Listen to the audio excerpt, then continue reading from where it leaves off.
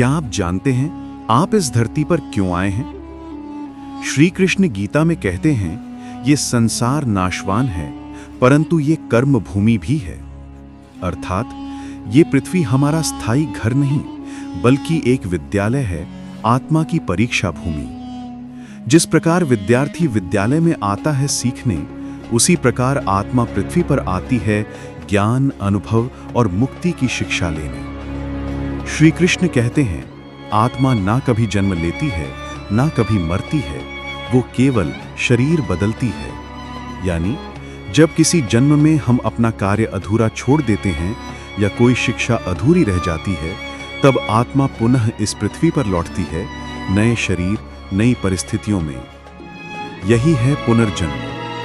हर जन्म एक अवसर है, पिछले जन्म की भूल सुधारने का और भगवान की ओर एक कदम आगे बढ़ने का।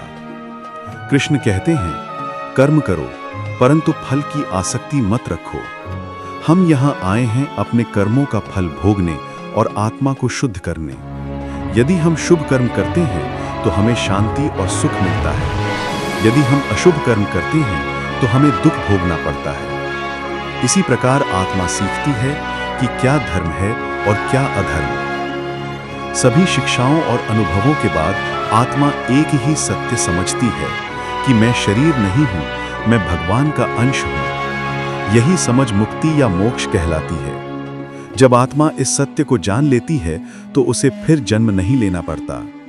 वो लौट जाती है अपने असली घर, भगवान के पास।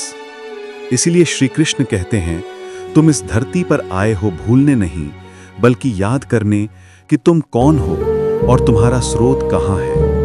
पृथ्वी परीक्षा है, जीवन शिक्षा है और मुक्ति उसका परिणाम।